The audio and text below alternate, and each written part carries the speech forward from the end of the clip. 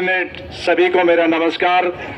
मैं एयरफोर्स से retired sergeant Sawai Singh Meena आपसे आज बात कर रहा हूं। ये दिन हमें यहाँ पर नहीं देखने को मिलना चाहिए था। ये हमारा दुर्भाग्य है कि पिछले 58 दिनों से आज हम यहाँ पर बैठे हुए हैं। एक अनुशासन के तहत देश के रक्षक अपने हक, अपने सम्मान के लिए 58 दिनों से प्रदेश की राजधानी बिल्कुल जनतांत्रिक तरीके से, शांतिपूर्वक तरीके से हम यहाँ पर बैठे हुए हैं। हमारी सरकार, हमें उम्मीद है, जरूर जागेगी। मेरे दोस्तों, सभी ने बार बार हमारी समस्याओं को उजागर किया है, लेकिन समाधान का भी कुछ एक तरीका होना चाहिए। मैंने आज आपके सामने इस मंच के माध्यम से और सरकार को भी और आप सबको उस एक समाधान आपके साथ साझा करना चाहता हूं। आजकल अपनी जो पेंशन स्पर्श में जो ट्रांसफर हो गई है, उसमें बहुत सारी दिक्कतें आ रही हैं और हम सबको ये पता ही नहीं चल रहा है कि स्पर्श कब देगा, कितनी देगा, क्यों रोक दी, कौन ऑपरेट कर रहा है, क्या कहानी है। मैंने इसके ऊपर थोड़ी होमवर्क किया है, जो आप सबको और हम सबको पता होना चाहिए कि स्पर्श का जो प्लेटफॉर्म तैयार हुआ है, वो भारत सरकार ने अपने जो इलाहाबाद के अंदर पीसीडीए डिपार्टमेंट है, उसके थ्रू केंद्र सरकार के सभी कर्मचारियों को पेंशन बैंकों के थ्रू ना दे करके और अपने खुद के प्लेटफॉर्म जिसका नाम स्पर्श है, उसके तहत वो देना चाहती है।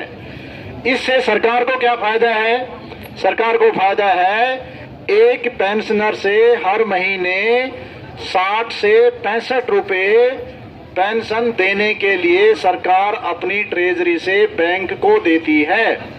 आज अगर हम 28 लाख भूतपूर्व पेंशनर हैं, तो हर महीने एक सैनिक के खाते से, पेंशन खाते से भारत सरकार 65 गुना 28 लाख रुपए का पेमेंट बैंकों को जाता है। तो वो सारे सरकारी बैंक हैं चाहे प्राइवेट बैंक हैं, जहां पर भी आपकी पेंशन आती है।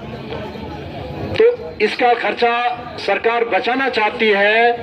इसके लिए उन्होंने नया सॉफ्टवेयर, नई कंपनी सरकारी तरीके से इलाहाबाद पीसीडीए के अंडर में तैयार कराई है, टेक्निकल एक्सपर्ट की सुपरविजन में।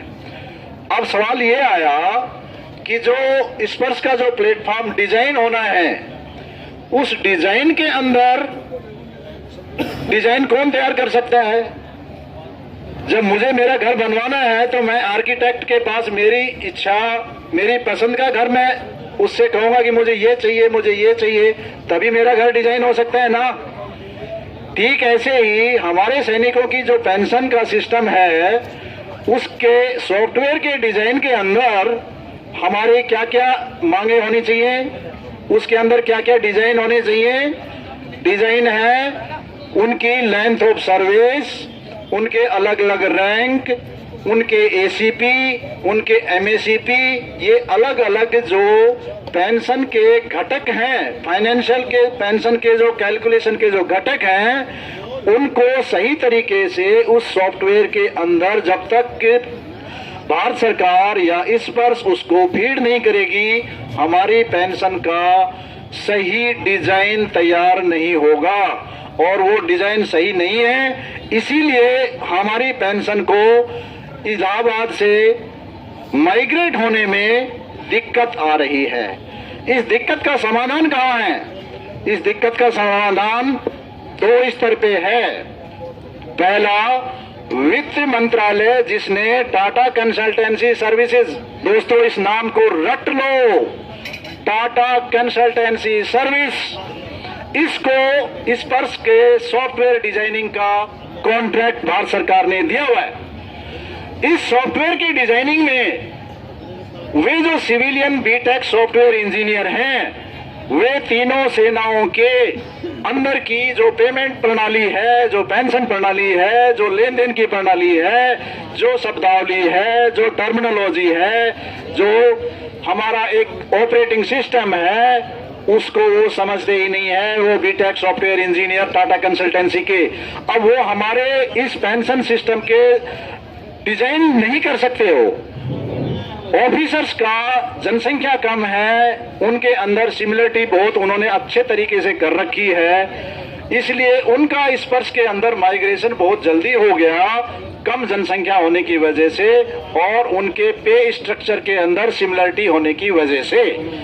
लेकिन अफसर से नीचे के जितने भी हमारे जवान हैं, सिपाही से लेकर के ऑनरेरी कैप्टन तक के, इनके पेमेंट के जो स्ट्रक्चर हैं वो सॉफ्टवेयर डेवलपर को समझ में ही नहीं आ रहा। उसको समझाएगा कौन?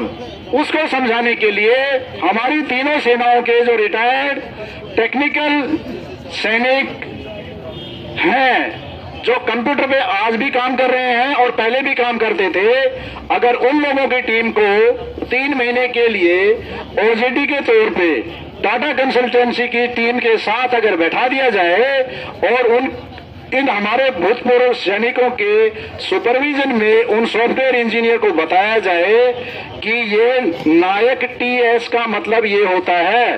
अब उस सिविलियन को तो पता ही नहीं कि नायक टीएस क्या है। दिक्कत स्पर्श में इस वजह से आ रही है, यहां पर सरकार नहीं समझ पा रही है, वित्त मंत्री नहीं समझ पा रहे हैं, डिफेंस मिनिस्टर भी नहीं समझ पा रहे कि मैं इस स्पर्श को इतनी जल्दी सॉल्यूशन क्यों नहीं दे पा रहा हूं। मेरा दोनों ही मंत्रियों से, विशेष करके रक्षा मंत्री माननीय राजनाथ सिंह जी से निवेदन है, हमारे रिटायर्ड भूतपूर्व सैनिक, आप रिटायर्ड की बात छोड़ दीजिए, हमारे सर्विंग तीनों सेनाओं के विंग से जो कंप्यूटर को अच्छी तरीके से जानते हैं, पेमेंट सिस्टम से, अकाउंट्स डिपार्टमेंट से डील करते हैं, जो हौलदार क्लर्क रैंक के हैं, उन कर्मचारियों को आप टाटा कंसल्टेंसी सॉफ्टवेयर की जो टीम है उनके साथ बैठाइए। आपका टीसीएस का स्पर्श का सॉफ्टवेयर बहुत जल्दी फंक्शनल, ऑपरेशनल और सबको संतुष्ट कर देगा।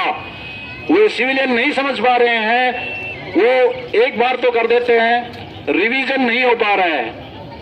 जैसे ही 1 साल के बाद रिटायर आता है, उसका पीपीओ, उसकी डेट ऑफ बर्थ, उसकी रिटायरमेंट की लेंथ ऑफ सर्विस वो मिसमैच हो रही है। तो इस तरीके से मेरा निवेदन है सरकार से भी कि स्पर्श की खामियों को अगर दूर करना है तो टाटा कंसल्टेंसी सर्विसेज के सॉफ्टवेयर डेवलपर्स के पास हमारे तीनों सेनाओं के अकाउंट्स और कंप्यूटर एक्सपर्ट की टीम कम से कम 3 से 6 महीने काम करेगी, तभी आप सॉल्यूशन दे सकते हैं। हिंदुस्तान में और कोई सिस्टम नहीं है जो जिस प्रभावित आदमी है उसकी बिना सलाह के आप मुझे रास्ता नहीं दे सकते हो। बीमार मैं हूं, दवाई कोई और दे रहा है मेरे से बिना पूछे, स्पर्श की समस्या ये है। आप जो मेन पॉइंट कर